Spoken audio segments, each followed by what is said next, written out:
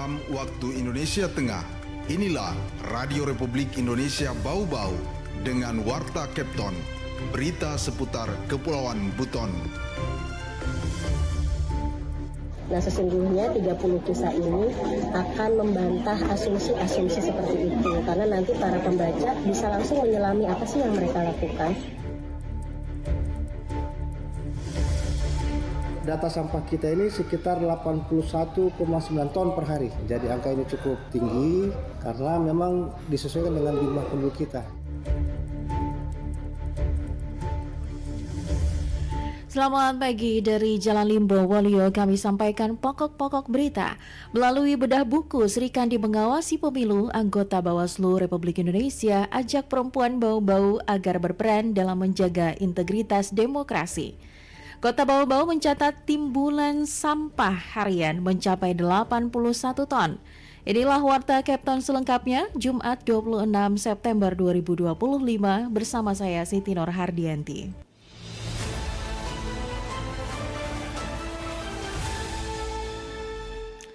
Pendengar, melalui bedah buku Sri Kandi Mengawasi Pemilu, anggota Bawaslu Republik Indonesia ajak perempuan Bau-Bau agar berperan dalam menjaga integritas demokrasi.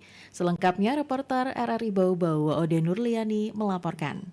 Perempuan pengawas pemilu memiliki peran strategis dalam menjaga integritas demokrasi khususnya selama pelaksanaan pemilu dan pemilihan tahun 2024 lalu. Demikian diungkapkan anggota Bawaslu Republik Indonesia Loli Suhenti selaku Koordinator Divisi Pencegahan, Partisipasi Masyarakat dan Humas saat membuka kegiatan bedah buku bersama 50 peserta yang terdiri dari perwakilan organisasi perempuan lokal, mahasiswi, penggiat pemilih perempuan, serta jurnalis di Bau-Bau. Loli Suhenti menyebutkan, sebagai bentuk pengakuan atas kontribusi mereka, Badan Pengawas Pemilihan Umum atau Bawaslu menerbitkan buku berjudul Sri Kandi Pengawas Pemilu, Kisah Perempuan Pengawas Pemilu dalam Mengawasi Pemilu 2024. Buku tersebut menjadi medium dokumentasi dan refleksi atas jejak langkah 30 perempuan pengawas pemilu dari berbagai penjuru di Indonesia yang telah menghadapi beragam tantangan di lapangan demi mewujudkan pemilu yang jujur dan adil. Loli mengatakan, melalui bedah buku ini, mengupas tuntas 30 kisah perjuangan perempuan dalam mengawasi pemilu, serta melihat bagaimana tantangan yang dihadapi perempuan dalam pengawasan pemilu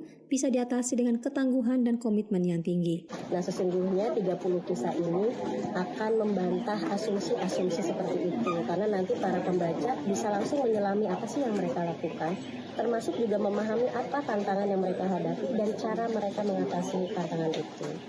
Apa yang ingin disampaikan dari buku ini, bahwa semua warga negara, perempuan dan laki-laki tentu saja bisa melakukan pengawasan, baik sebagai Bawaslu maupun sebagai masyarakat sipil melakukan pengawasan partisipatif. Loli juga menekankan kontribusi perempuan bukan untuk dibandingkan dengan laki-laki, melainkan dilihat sebagai bagian dari kerja kolektif menjaga demokrasi. Ia pun mengajak masyarakat untuk terlibat dalam pengawasan partisipatif, karena menurutnya pengawasan pemilu adalah tanggung jawab bersama, bukan hanya lembaga formal seperti Bawaslu. Ia juga menggarisbawahi bahwa tantangan antara perempuan dan laki-laki dalam pengawasan pemilu pada dasarnya sama, namun perempuan seringkali dihadapkan dengan hambatan sosial dan budaya patriarki yang masih kuat, seperti stigma negatif terhadap perempuan yang harus bekerja hingga larut malam.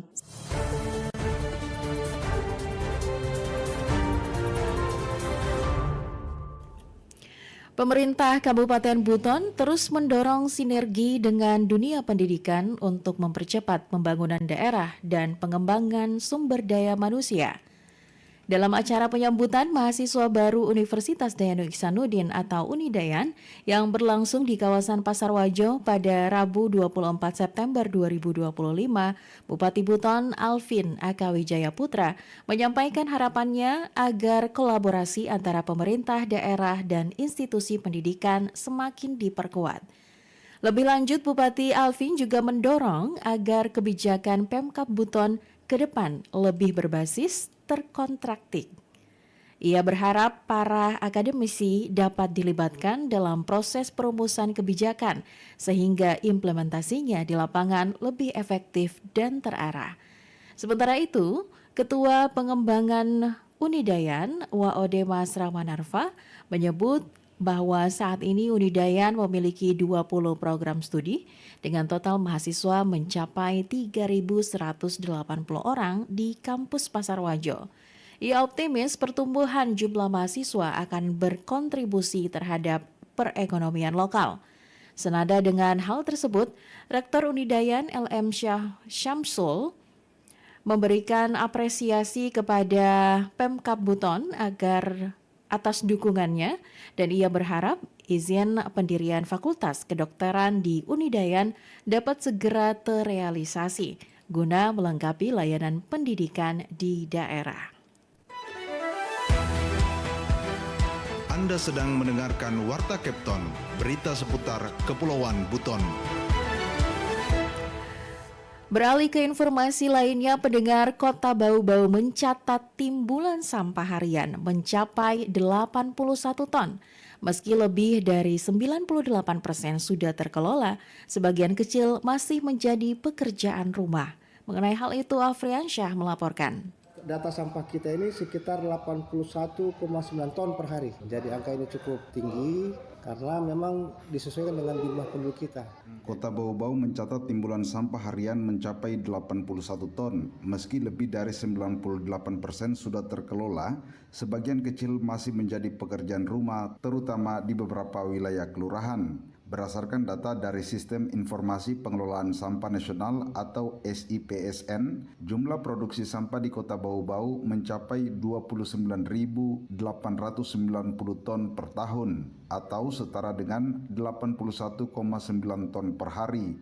Dari jumlah tersebut, 98,5% atau sekitar 80,67 ton per hari sudah berhasil terkelola dengan baik. Namun masih terdapat 1,5% atau sekitar 1,23 ton sampah setiap hari yang belum tertangani secara optimal, terutama di beberapa kelurahan. Pelaksana tugas Kepala Dinas Lingkungan Hidup Kota Bau-Bau, Amiruddin, mengungkapkan rumah tangga menjadi sumber sampah terbesar, menyumbang hingga 61,2% dari total timbulan sampah, diikuti oleh pasar 18,4%, perkantoran 5,7%, fasilitas publik 5,3%, dan pertokoan 4,5%. Dilihat dari jenisnya, sisa makanan mendominasi komposisi sampah dengan 40,7%, disusul oleh sampah plastik sebesar 35,9%, sisanya terdiri dari logam, kayu, serta bahan lain seperti kertas, kain, kaca, dan daun.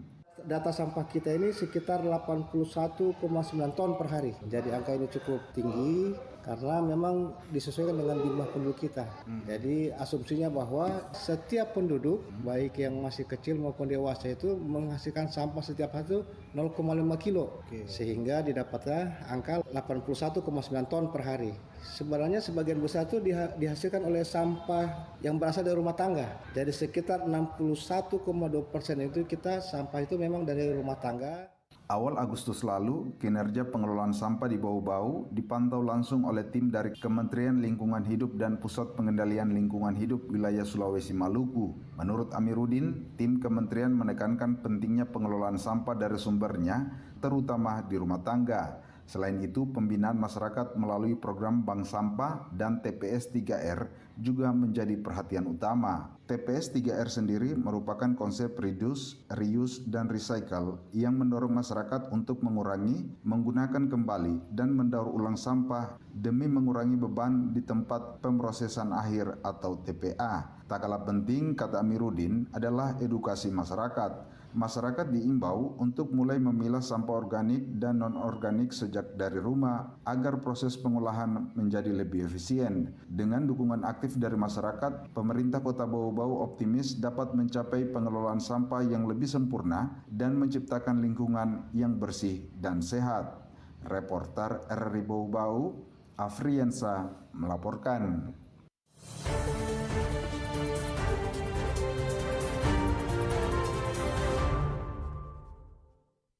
Berita yang terakhir, demi menjaga keamanan, keselamatan, ketertiban, dan kelancaran lalu lintas atau Kamseltib Carlantas, Satuan Lalu Lintas Polres Bau-Bau terus meningkatkan intensitas kegiatan di lapangan.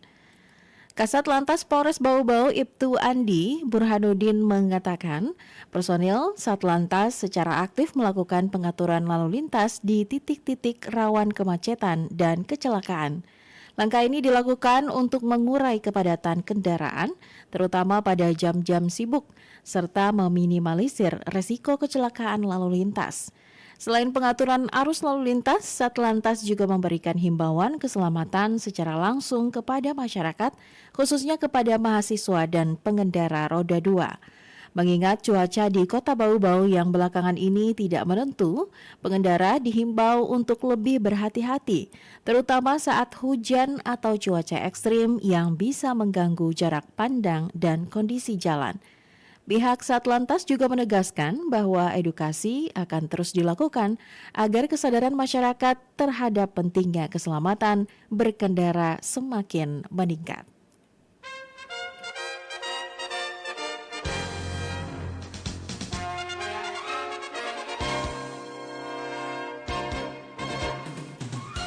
Pendengar, sebelum kami akhiri Warta Kapten pagi ini, kembali kami sampaikan pokok-pokok berita.